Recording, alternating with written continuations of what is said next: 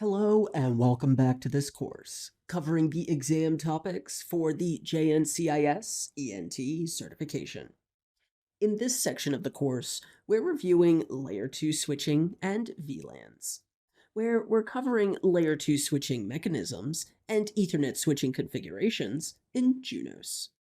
In this lesson, we'll be taking a look at the other three bridging mechanisms: flooding, filtering, and aging. As we learned in the last lesson, a switch's primary purpose in life is to learn where MAC addresses live and then forward frames appropriately based on the destination MAC address by looking up the destination in the bridging table. In this video, we'll be covering the other ancillary operations required to support the primary functions of learning and forwarding. So, without further ado, let's jump on in. First up, we're looking at the flooding mechanism. A switch uses the flooding mechanism to forward a special classification of traffic called BUM traffic. BUM stands for broadcast, unknown unicast, and multicast.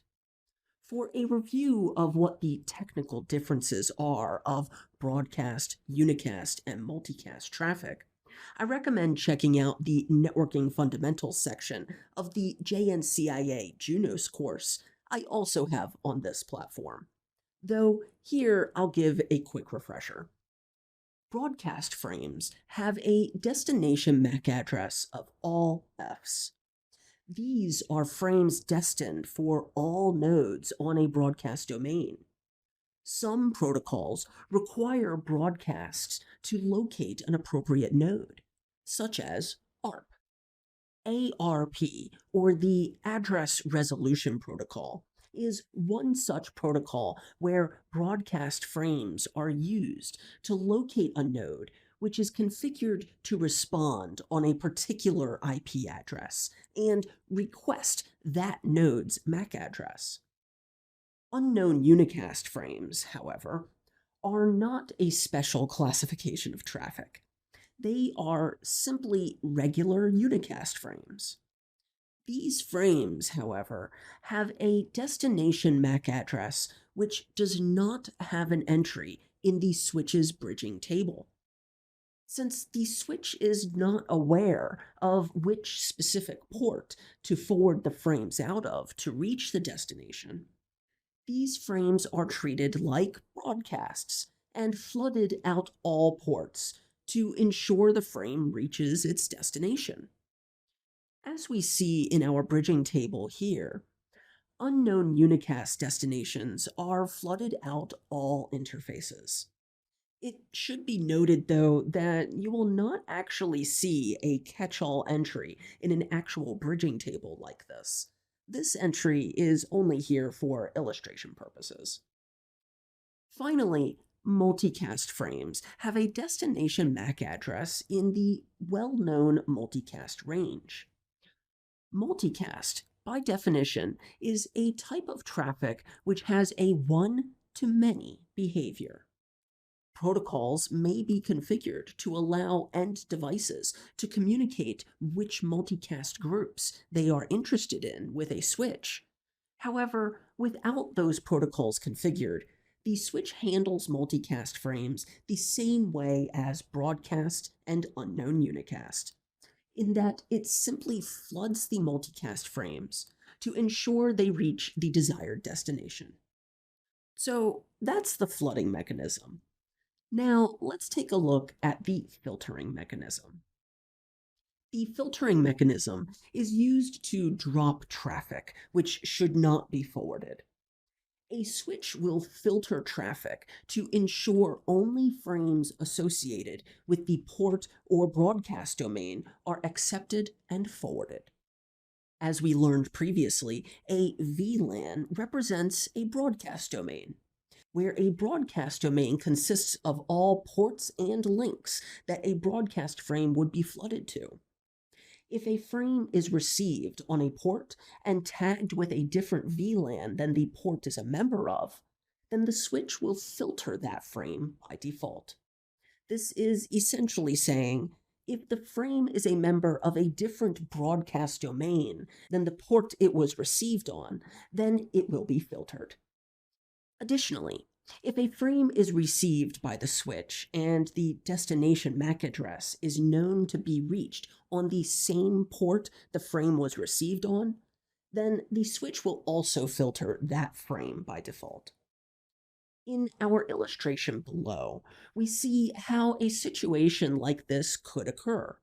If multiple devices are connected via a hub and a frame is sent from and destined to one of the devices connected by that hub, the switch will also see this frame because it too is connected to the hub.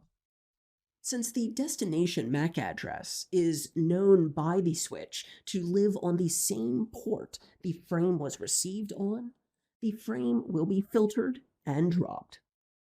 Now that we know how the flooding and filtering mechanisms participate in bridging, let's take a look at the last mechanism, aging. The aging mechanism is used to ensure the information stored in the bridging table is fresh and relevant. This makes sure the switch does not continue forwarding frames out an interface where a destination MAC address no longer lives. The aging mechanism works by resetting a countdown timer every time the switch sees an ingress frame sourcing from the MAC address. By default, Juno switches will keep entries in the bridging table for 300 seconds, or 5 minutes, before removing the entry if no frames sourcing from that address are seen. This default aging time may be changed and configured by the network administrator using this command. Note that this command will affect the global bridging table aging mechanism, rather than some subset of interfaces or VLANs. Now that we've reviewed all of the bridging mechanisms at play, let's work an exercise to put our new skills into practice. In this exercise, we have the topology presented with 4 users connected to the LAN: John, Rachel, Allison, and Ben. Allison and Ben are connected to a hub at their desk, which is then connected to the switch that the remaining users are connected to. The switch's bridging table is shown here, and as expected, Allison and Ben's MAC addresses are showing to be connected to the same interface. Allison sends a frame with the destination MAC address for John. In this topology, who will receive that frame? Recall that in a single collision domain, all connected devices will receive data transmitted by any other device in the collision domain. Also recall that a hub connects multiple ports into a single collision domain. Since Ben is connected to the same hub as Allison, he will receive that frame even though it's not destined for his MAC address. So his device will likely ignore the frame. When the switch receives the frame, it will look up the destination MAC address in the bridging table to determine what port to forward the frame out of. However, we see that John's MAC address is not present in the bridging table. This frame is therefore classified as unknown unicast and will be flooded out all ports to ensure John receives the frame. This means Rachel and John will both receive the frame as well.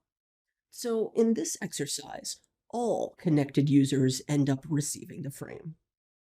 Thank you for working through that with me. I hope that this has been informative for you, and I would like to thank you for viewing.